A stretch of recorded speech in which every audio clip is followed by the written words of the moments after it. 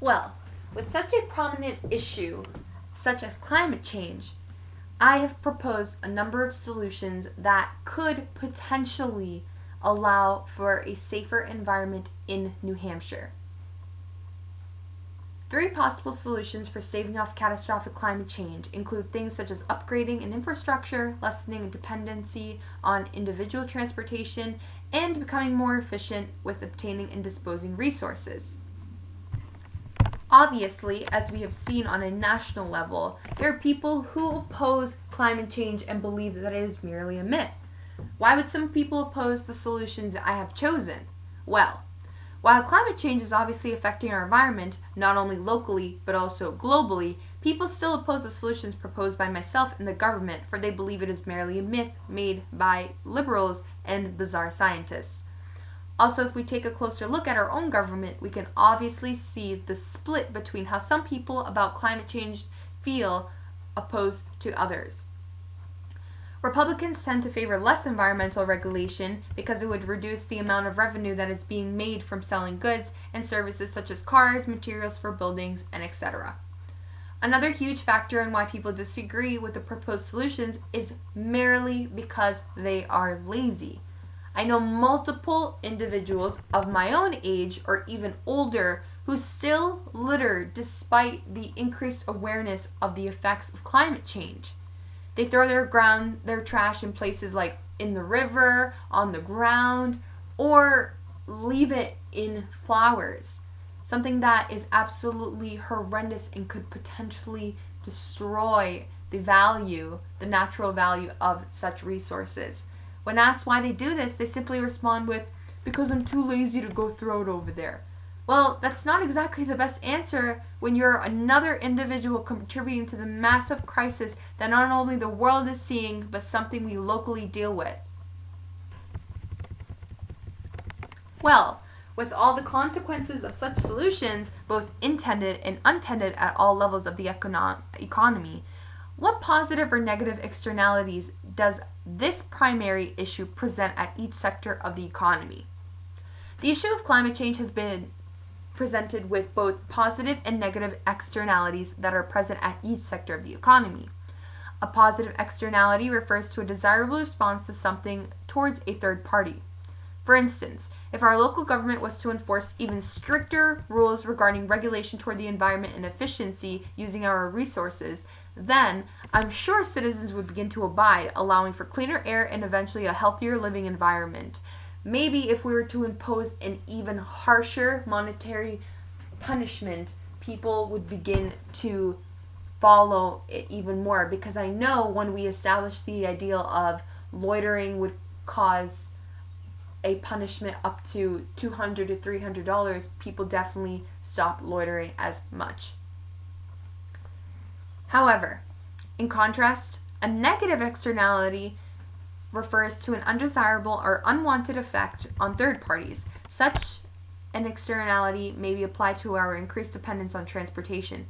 By constantly using our cars to transport ourselves from one destination to another, the air is constantly being filled with harmful toxins such as carbon monoxide, greenhouse gases, gasoline, diesel, etc.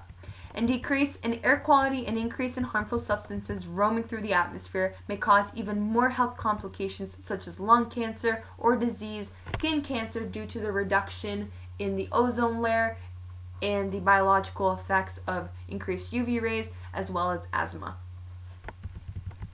So what incentives do individuals, businesses, the government have to act on each possible solution?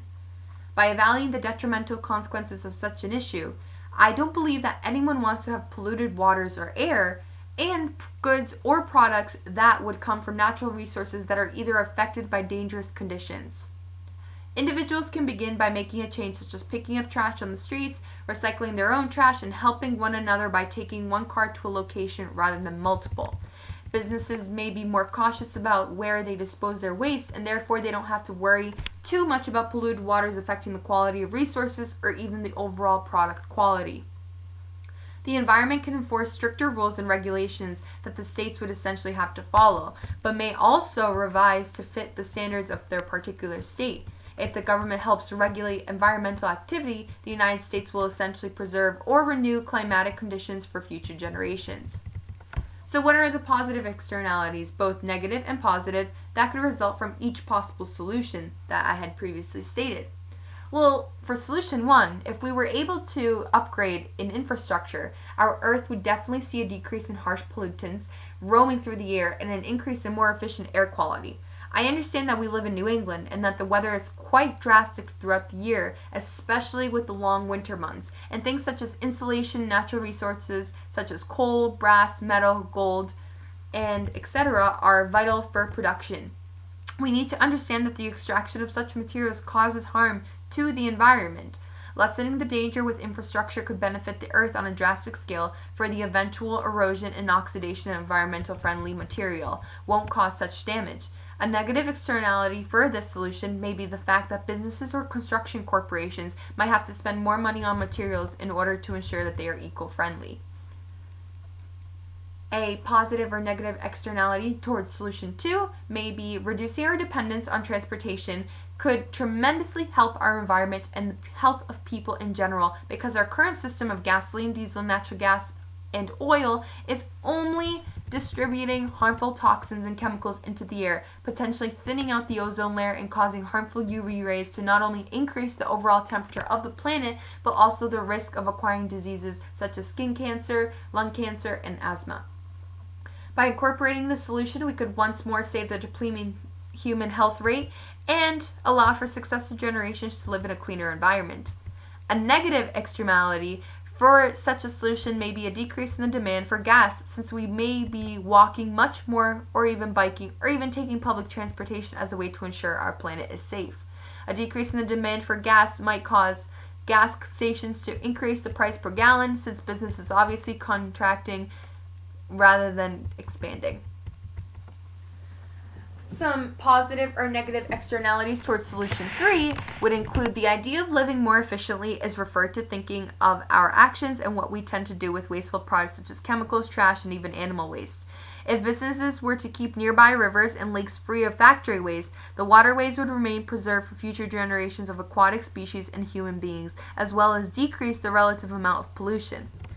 A negative externality for such a solution may be that business owners, or even the common lazy man, may not like the idea of conserving materials and not being able to dispose trash at a certain area.